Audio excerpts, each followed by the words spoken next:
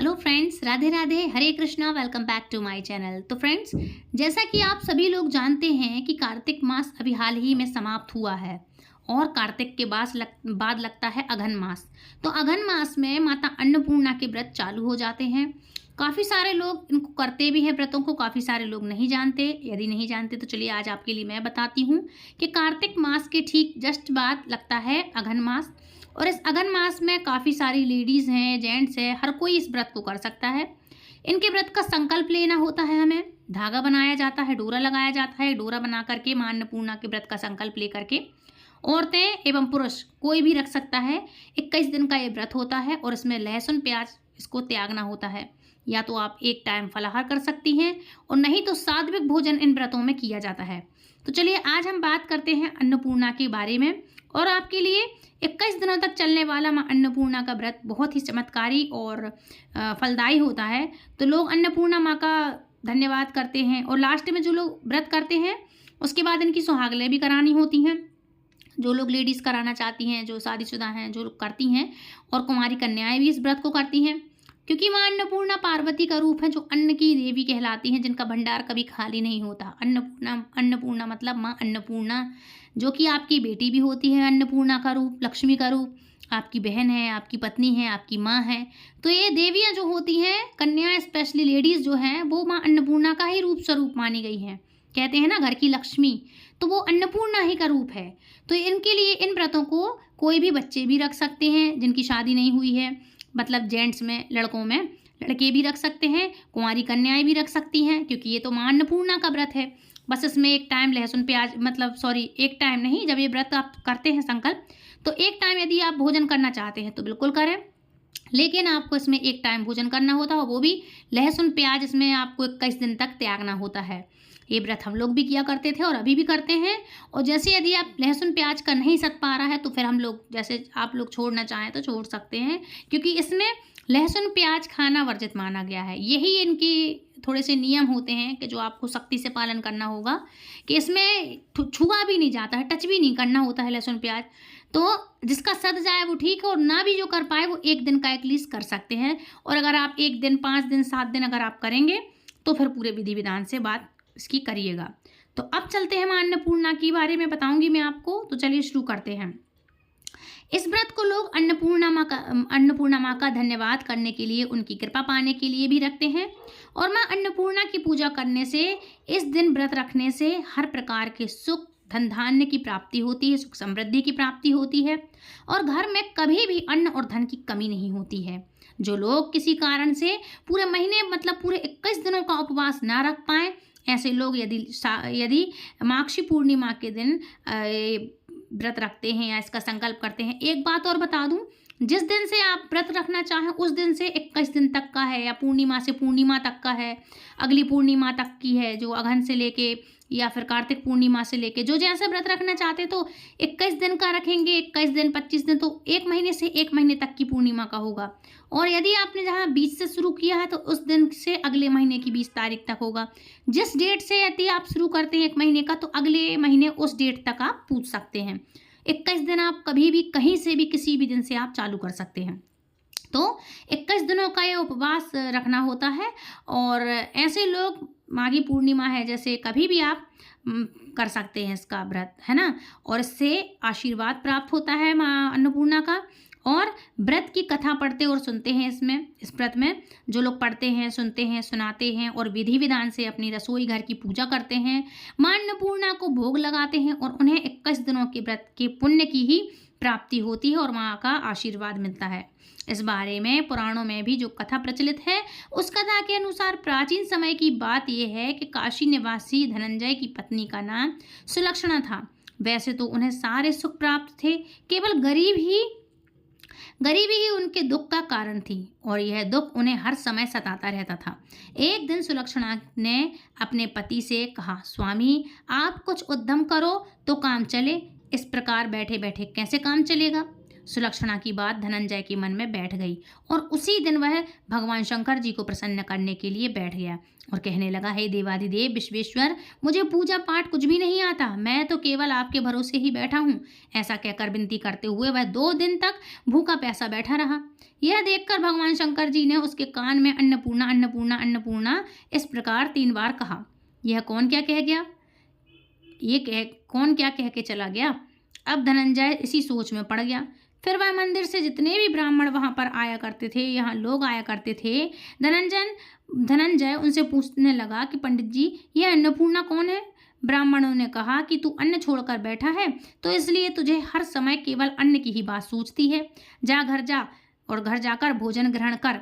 अब धनंजय घर गया, अपनी पत्नी से सारी बात उसने बताई तो पत्नी कहने लगी कि स्वामी आप चिंता मत कीजिए, स्वयं शंकर जी ने ही यह व्रत का मंत्र दिया है आपको, ये मंत्र आपको दिया है, वे स्वयं इस बात को प्रकट करेंगे, आप फिर से जाकर उनकी आराधना कीजिए। धनंजय फिर जैसे का तैसा यानी कि बिना खाए पिए भगवान की पूजा में वहीं पर वैसे ही उसी समय ध्यान में बैठ गया।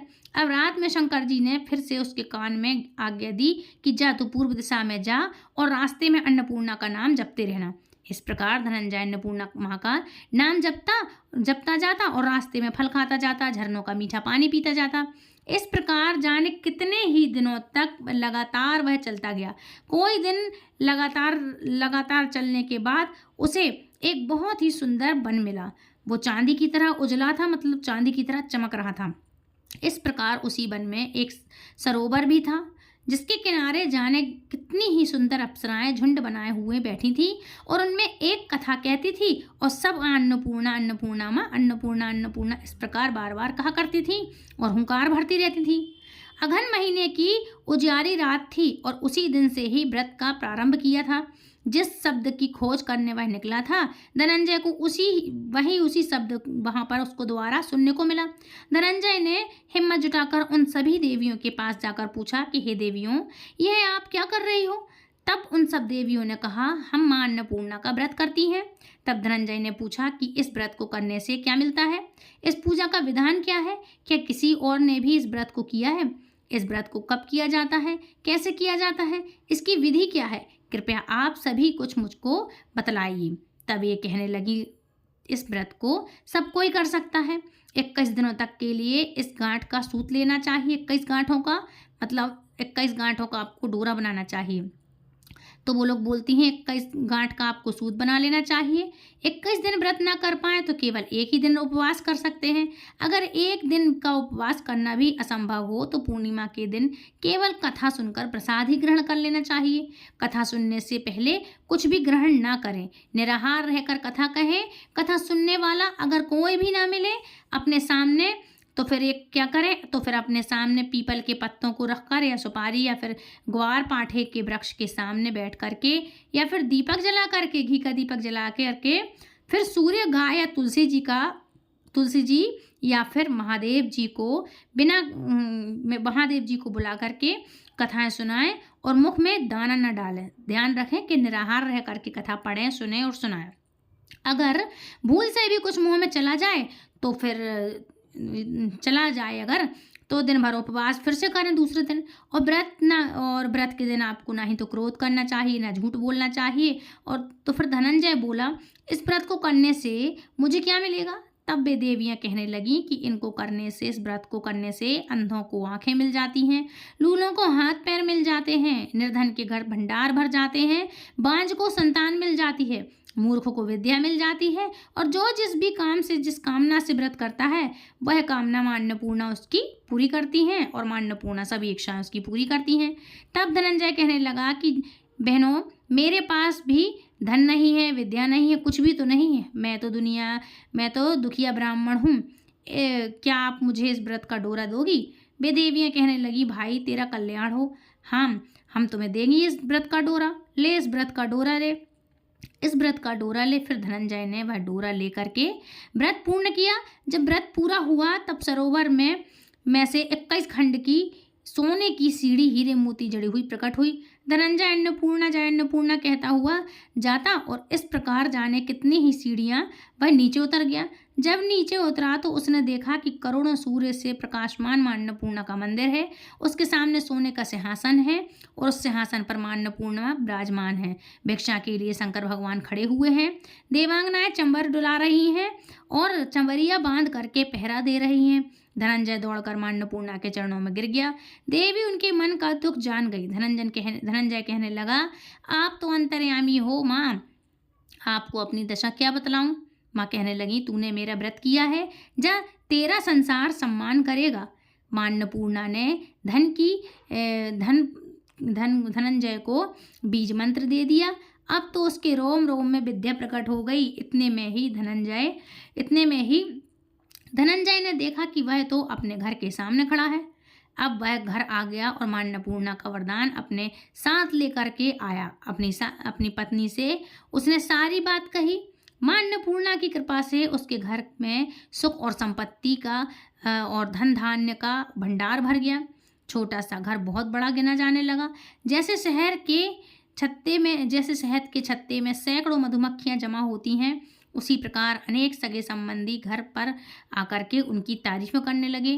कहने लगे, इतना धन और इतना बड़ा घर, सुंदर संतान नहीं तो इस कमाई को कौन भोग करेगा।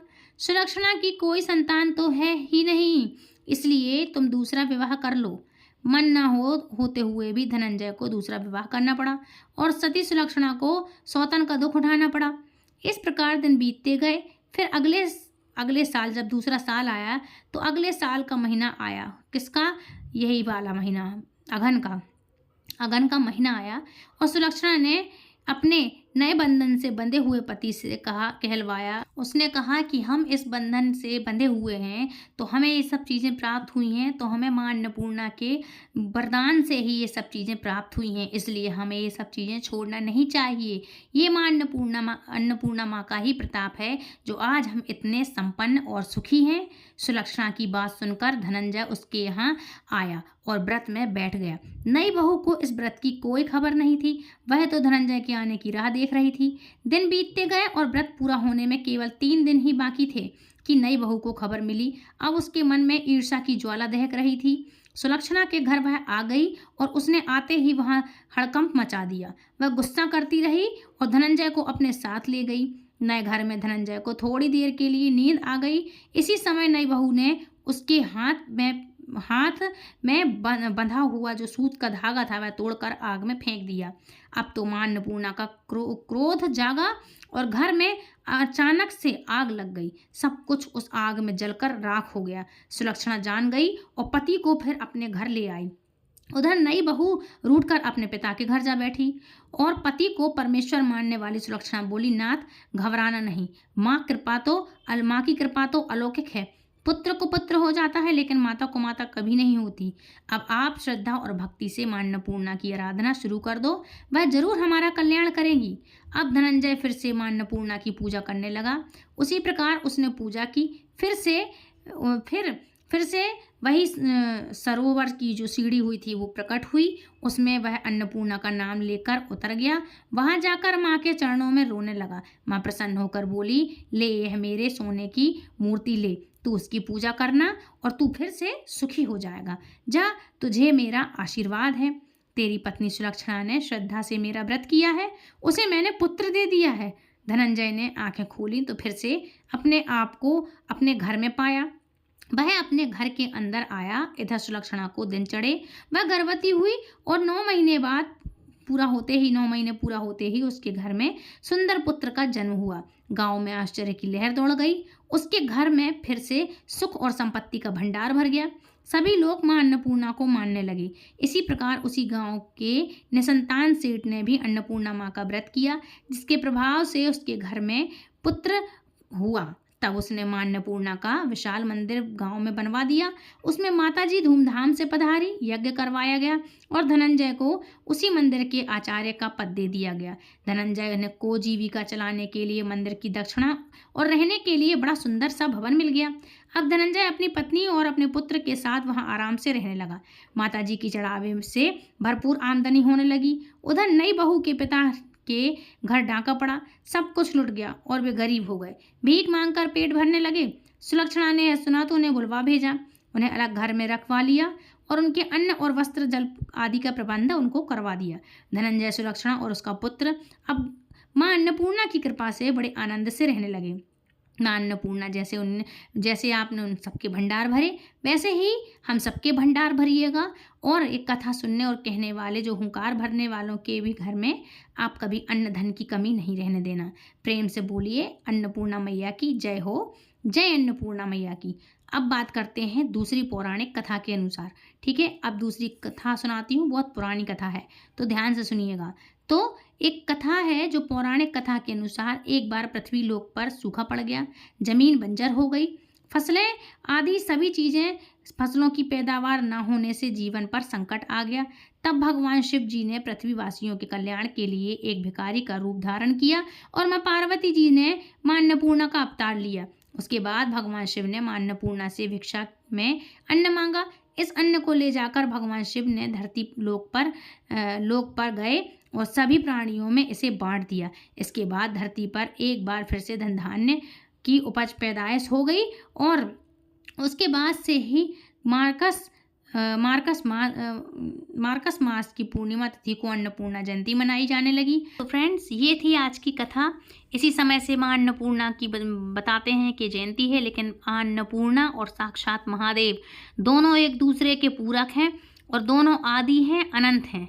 पता नहीं ये कब उत्पन्न हुए, क्या इनका अंत है और क्या आरंभ है। ये दोनों आदि अनंत हैं, इनकी कोई सीमा नहीं है, इसलिए इनको कोई जानता तो नहीं है। लेकिन हाँ, जब पृथ्वीवासियों के लिए महादेव ने इस अन्न का फिर से भंडार भरा प्रकट किया, इसलिए इस रूप में अन्नपूर्णा माँ की जयंती इसलिए मनाते हैं लोग। तो फ्रेंड्स, प्रेम से बोलिए अन्नपूर्णा माता की जय। जैसे माँ अन्नपूर्णा ने और भोलेनाथ ने सभी के भंडार भरे, वैसे हम सबके भंडार भरें। तो फ्रेंड्स, ये थी आज की कथा। आई होप आज की कथा आपको पसंद आई होगी। यदि ये पौराणिक कथाएं आपको पसंद आई हैं और इस महीने की कोई भी आपको जानकारी चाहिए तो प्लीज़ मुझे कमेंट बॉक्स में कमेंट ज़रूर कीजिएगा।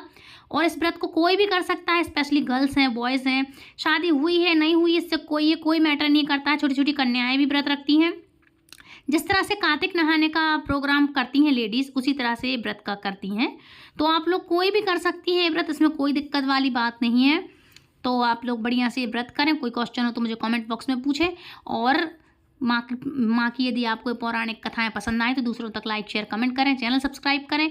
यदि आप हमारे चैनल पर पहली बार जुड़े हैं तो हमारे चैनल को सब्सक्राइब करके बेल आइकन को ऑल पर प्रेस करें, ताकि आने वाली इसी तरह की इंटरेस्टिंग जानकारी, अच्छी अच्छी वीडियोस आप तक सबसे पहले पहुँचे।